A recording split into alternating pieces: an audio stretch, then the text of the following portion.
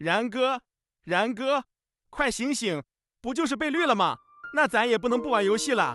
深渊今晚就要开服了。绿了，深渊开服。萧然猛然睁开眼睛，看到了一个浑身肌肉加娃娃脸的男人。你是张杰，你不是死了吗？然哥，你别咒我啊！绿你的是李之豪，不是我。不过然哥，你放心，我已经找人去勾引他女朋友了，咱也绿他一次。这是什么虎狼之词？正经人能做出这事来？这还真是张杰能做出来的事情。不对，等等，重点不是这个。你说深渊今晚开服？是啊，还有不到1个小时。深渊还有1个小时才开服，难道我这是重生吗？哈哈哈哈！这泼天的富贵终于也落到我头上了。然哥，你不会被气傻了吧？就是被绿了而已，不至于。萧然瞥了张杰一眼，自己这哥们对自己是没得说，但就是这张嘴，哪壶不开提哪壶，总是让人想要抽他。还有1个小时就开服了，你还在我这里做啥 ？Foco， 然哥，你说话可要凭良心啊！我给你打了 N 遍电话，你都没接，我怕你出事才过来看你的。哦，对啊，萧然想起来了，昨晚自己得知了被戴帽子之后，喝了1碗的酒，一直睡到了现在。那你赶紧回去吧，别耽误进入游戏。桌子上有我特意给你买的盒饭，你趁热吃啊！张杰说完就离开了。萧然打开盒饭，红烧茄子、辣椒炒肉加上1大份米饭。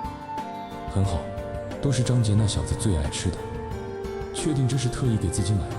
一天没吃东西，萧然也确实饿了。3下5除2把盒饭扒干净，你别说，还挺好吃。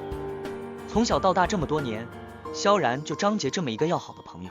所谓要好的朋友，就是你要我的好东西，我要你的好东西。然而2年前，不对，按照现在的时间来说，应该是1年后，深渊降临了。大家都以为深渊只是一款划时代的游戏，谁也没想到它会在某一天与地球融合。深渊降临后，游戏成为了现实，人类要为了生存而战。张杰因为替自己挡了一刀，被幽冥族在深渊之境杀死，无法复活。而自己还没来得及给张杰报仇，也在战场上被幽冥之子偷袭而死。萧然握紧拳头，杰子，放心吧，哥不会让你再死一次的。幽冥族那些杂碎，我更是一个也不会放过。至于李之豪、林瑶这些我们曾经以为的大敌，在异族面前根本不值一提。不过既然重生了，那我也不会放过他们。还有10分钟就要开服了，萧然躺进了游戏舱，游戏舱门关闭，周围陷入了一片黑暗。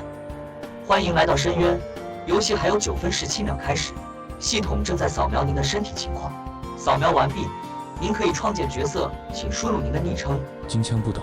对不起，该昵称已被占用。银枪不倒。对不起，该昵称已被占用。纯情少年。对不起，该昵称已被占用。有品位的人很多吗？萧然思考片刻，算了，还是用上一世的昵称吧。君莫。恭喜您命名成功，请选择您的职业。根据您的身体状态，您可以选择以下职业。黑暗中亮起了4道身影，手拿长弓的弓箭手，举着盾牌的战士，手拿法杖的牧师，还有一个手持法杖的召唤师。召唤师。前世自己登录游戏的时候没有这个职业选项，难道自己的身体状况发生了变化？而且深渊的普通职业中没有召唤师，难道是隐藏职业？召唤师特性：隐藏职业，职业天赋可以召唤最多3个等级不高于自己的生物进行战斗。既然真是隐藏职业，萧然紧皱眉头。在深渊中，隐藏职业并不一定意味着强大，很多隐藏职业甚至还不如普通职业。萧然前世知道的大神中并没有召唤师这个职业，这说明这个职业的强度一般，甚至可能不如普通职业，但也可能是前世没有人选择这个职业的原因。召唤师。萧然低声呢喃，要不要选了？你已经选择了职业召唤师。喂，我刚才是疑问语气，没有确定。系统似乎没有听到萧然的话，机械声继续在他耳边响起。您的游戏身份已经确定，还有1分钟开始游戏，系统邀请您观看宣传片，宣传片时长30分钟。完整观看后可获得新手礼包，有概率开出神级技能等稀有物品，请问是否观看？放。萧然毫不犹豫地拒绝。游戏概率这种事情，懂的人都懂。召唤师的职业已经确定，无法更改了。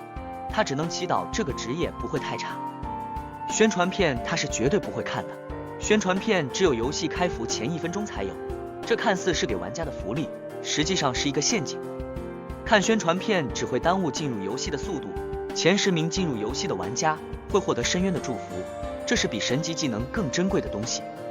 前一世，几乎所有的玩家都去看了宣传片，拿到了新手礼包，不少人也开到了好东西，以为自己赚大了。结果后来有人爆出前10名玩家的深渊祝福，整个服务器玩家集体破防，破口大骂搞策划。其实哪有什么策划，只不过是深渊在后面悄悄的运行。萧然曾经也去拿了新手礼包，开出了一把青铜器武器，当时还嘚瑟了很久。不过这一次，您已经拒绝观看宣传片，新手礼包不予发放。游戏开始前，您依旧可以选择观看宣传片。放心吧，不会看的。深渊开启倒计时，3、2、1，在倒计跳动到1时，萧然立刻意念选择进入游戏，周围黑暗退散，萧然来到了一个村庄之中。您被随机分配到了12315号新手村，恭喜您成为第2名进入游戏的玩家。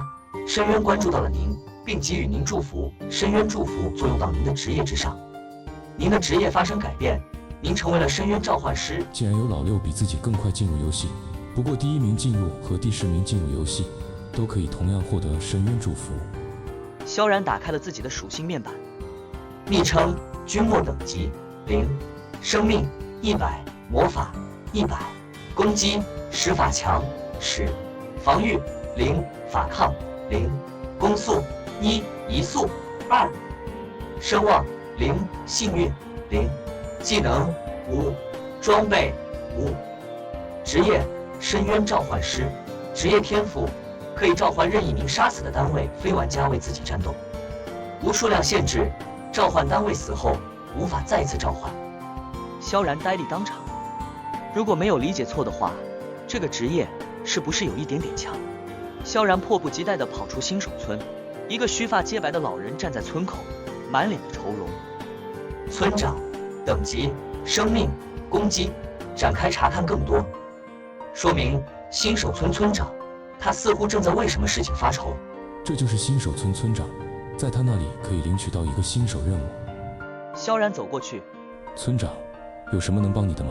小伙子，这些大耳兔糟蹋了村里的庄稼，如果再不把它们清理干净，村子里就没有粮食过冬了。你愿意帮忙清理一些大耳兔吗？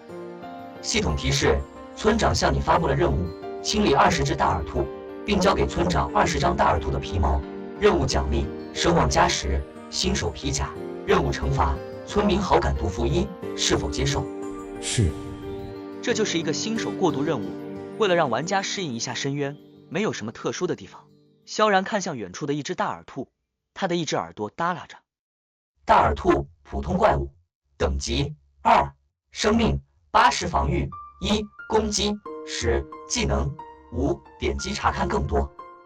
说明：小白兔，白又白，又圆又软又 Q 弹，蹦蹦跳跳真可爱。这只是属性最垃圾的野怪，而且如果不主动攻击它们，也不会吸引到仇恨。只要有点游戏常识的玩家都能打得过。因为没拿新手礼包，萧然只能赤手空拳跟大耳兔肉搏。他瞄准了这只大耳兔，抡拳砸下，-9。真的像说明一样，手感很好。大耳兔遭到了攻击，眼睛立刻变得通红，转过身子向萧然撞过来。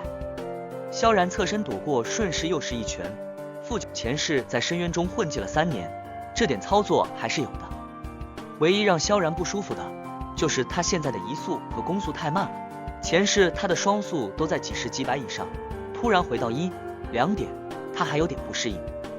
刚才他就差点没躲过大耳兔的撞击，大耳兔扑了个空，又返回身子，再次撞过来。萧然再次躲过，又顺势打出一拳。